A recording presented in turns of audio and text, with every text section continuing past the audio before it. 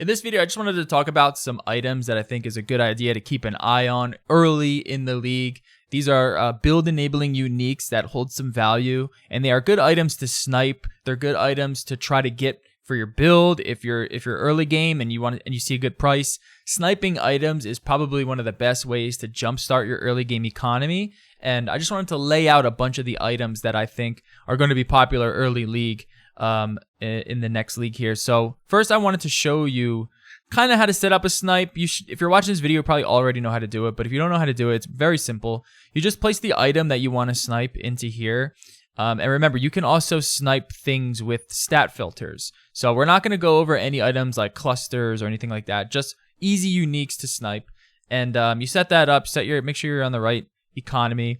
And then you're going to go down to the trade filters. You're going to see buyout price, right? So first you want to just check out the item and see what like the top selling item, like the mid-range price is, a price that you think you can get for that item. And then to set up the snipe, because a snipe is essentially getting that item at a cheaper price, you would want to set that lower. So if it's one divine orb, then you want to set it for, maybe like 10 to 20 chaos less than that. And you would say, I want the buyout price. I don't know how much a divine is in standard trade, but say I want to see every Astral Projector that's at a max at 100C, and then it's going to list you all the projectors. But then you click activate live search, and anyone that lists an item that reaches that price level, it's going to ding, and you're going to head over there, and you're going to be able to snag a little bit of profit or get your item at a little bit of a discount. And this is this is one of the best ways to jumpstart your early game economy without, getting into like chaos farming and stuff like that, or whatever the chaos recipe is, which I don't really like to do. I like to engage in the trade market when I'm playing in trade, and I think that's important. I think sniping is an important aspect of that because it's a great way to just also kind of feel where the market's heading. Seeing certain items that are getting popular or raising in price is also a great way to get some profits. So that's how you set up a snipe. And let's just talk about some of the items here that I think you should keep an eye on and maybe set up some snipes for. Hys IR. So bows are always going to be extremely popular every league. They're getting stronger and stronger every league. Hys IR is a really easy chess piece that sells because a lot of people like just like the massive amount of spell suppression and the cold added damage. It works with lightning arrow. It works with tornado shot. And it's just a really good chess piece. Is it the best chess piece, best in slot for the build? I don't think so, but it is an item that holds some good value. That if you can get it at a good enough price, you should be able to make a little bit of profit there. The next one being Darkness Enthroned. Now specifically a well-rolled Darkness Enthroned.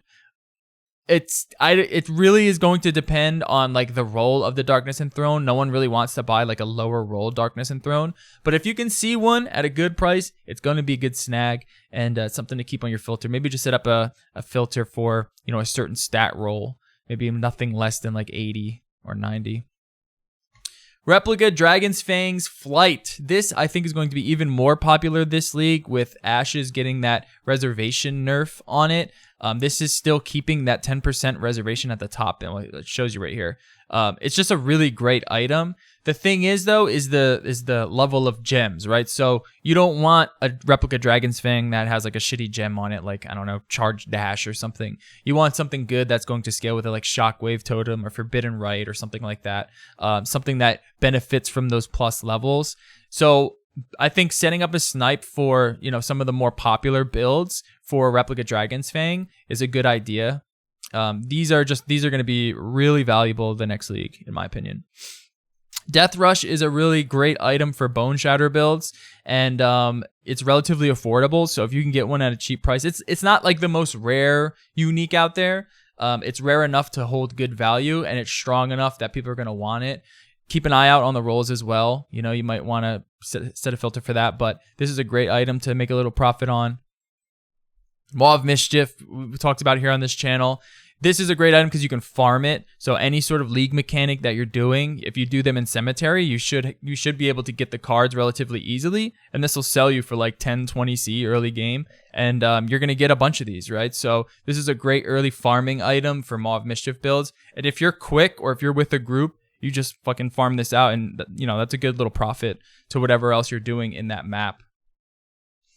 This is going to be a very, very popular item next league. Life stacking, especially with that new Warlock Ascendancy, is going to be really strong because this scales crit chance per life as well as spell damage per life. It's just a no-brainer for so many builds.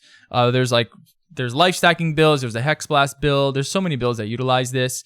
Keeping a Snipe out for this is a great idea, and chances are, if you are one of those caster builds and you plan on scaling into life, you probably want to get one at an affordable price, because I could see this being a very valuable item. It's always a valuable item. It was valuable this league. It's going to be valuable next league. So this is another really valuable item for builds like Hex Blast.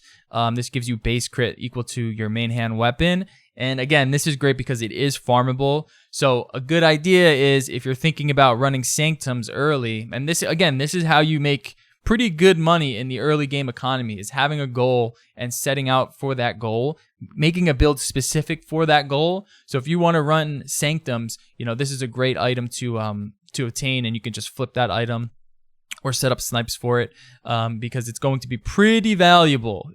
Sanctum runners are, especially with the nerf to the books, it's going to be a pretty valuable item. So something to keep an eye out on. Savos Frame. I mean, this is used by a lot of left side of the tree builds that scale max res, and it's relatively common. There's a lot of cards for it, and yeah, it's a good item to keep an eye out for. I don't know if it's worthy to set up a snipe on, but depending on where the price is at the time, it might be. I think it's around like 10C. This might be one of the lower profit ones, but it's a good idea to keep an eye out for, especially if you need it. And here are the ultimatum uniques. I think Relic of the Pact is going to be an extremely popular build this league. If we go to like PoE Ninja and we just take a look at the Relic of the Pact builds, there's a bunch already, and this was a relatively it's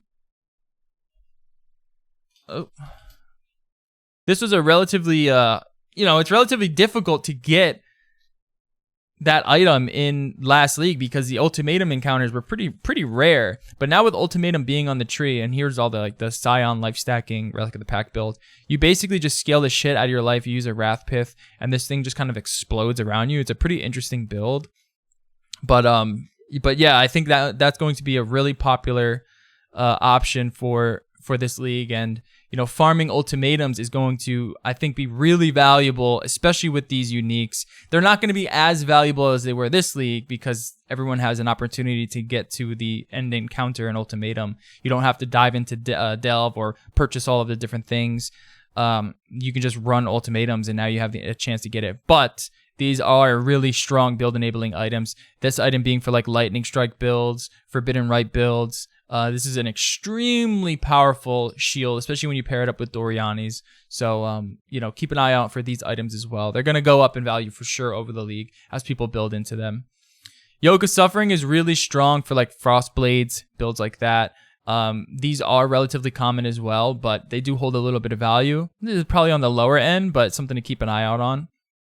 Astral Projector is definitely going to be this is always like a valuable item, and yeah, it's just it's an item you definitely want to snipe, and if you need it for your build, you definitely want to keep an eye out on it as early as possible. Getting it as quickly as possible is going to turn that Shockwave Totem build into a monster, into an absolute beast. It's a great item, and there's even more Nova skills now with the new Transfigure gem, so maybe it's going to be even more popular than before. You might want to think about, you know, picking up a few of these and flipping them a little bit later. Nimage is always popular. You can farm it. You just run Exarch and then just keep blasting. Not Exarch, Eater. You just run Eater and just keep blasting on it, and then hopefully you could drop one. Can you get them at a good enough profit? That's going to be tough, but if you see it, it's a good idea. It's just, you know, you're getting that projectiles return without any damage penalty. It's pretty good. Interrogation is great for builds like Rage Vortex or anything with like a Void Forge. Anything that kind of scales those alt ailments. Interrogation is a great item to farm and then just flip those. You just farm them in Delirium. But if you need it for your build, yeah, these items, they go up in value, especially as more and more of those Void Forges come online. As more people get deeper into their build set, they're going to rely a little bit more on picking up these jewels. So that early game is where these things are going to net a nice profit. Now, these are the Heist unique. So this is where I think Heist is going to be really strong. Are less people going to run Heist? I'm not sure. You know, with the blueprint changes as well as the alternate gems being removed, that might either bring these items down or that's going to raise them up. I think ultimately less people are going to run Heist this league, so that means these items are going to be worth a little bit more. Replica Dream Feather for like those ore stacking builds, very strong item, has great value. And yeah, I mean, running Heist is always a great idea. You have Replica Alberon's Warpath for strength stackers. You have the Replica Emberwake. You have the Replica Feral's Fur. Even the Kairui Ward, the Replica Kairui Ward, it'll net you some profit, right? There's a little bit of profit there. And then there's the new Badge of the Brotherhood, which gives you endurance charges. So for like brutal charge builds, this is going to be really strong for that. Running Heist is not a bad idea now, especially considering I think less people are going to run it, and there's a lot of great uniques to be had. And if it is more popular, then that'll give you a better chance to get, you know, these uniques at a cheaper price if you can set up really good snipes for them. These are probably these first few are probably the best ones that are going to give you the best profit. The Replica Alberons are relatively, I mean, they're all pretty rare, so it really just depends on where that market is. But yeah, keep an eye out on them, put them some snipes, see where the market's at on them. Maybe it's worth running Heist. Here are the lower end uniques that I just put on here. I think Shadows and Dust is going to be a little bit more popular this league, mainly because I think Calms is going to be less played. It's that nerf to Calms spirits, I think, is going to enable these gloves to be a little bit more popular. So something to think about. You can probably net a few C here and there, sniping those. Deity and Dawn for EA builds is always a nice little snipe. You know, you just set up filters for it. If you see it at a good price, you can get a couple C for them. You know what I mean? Hemophilia and then Poet's Pen for Corrupting Fever builds. These are good items to keep an eye out on as well. So again, are you netting like massive profit by doing these snipes? No, that's not really what these snipes are for. They're for just to jumpstart your economy. Oh my God, this is all. I'm getting this item for 5C less. I know I can flip it for another 5C. I know I can flip for another 10, 20C. That is a great way without losing time, because the chaos recipe stuff or trying to enable into that stuff or trying to like flip essences early, that might be a little bit slower than just kind of getting a quick 10C here, 10C there trade, especially if you have like a group where someone can sit and hide out and just do this stuff for you. It's a nice little thing. So I just wanted to lay out some items that I think you should keep an eye out for. Again, this is not talking about any other snipes like rare jewels and stuff like that, and you know, a really great thing to snipe that's a little bit later, but you should keep them set up, are the timeless jewels. There's just so much value to be had there, and if you can get that value early on, it really sets you up for later. And that's kind of how you gotta get the ball rolling on your economy. So just want to put this out there. Hopefully you enjoyed the video. If you did, leave a like and just let me know your comments down below. If you think I missed some items, let me know which items you think I missed. And yeah, these are just some that are off the top of my head. All right, peace.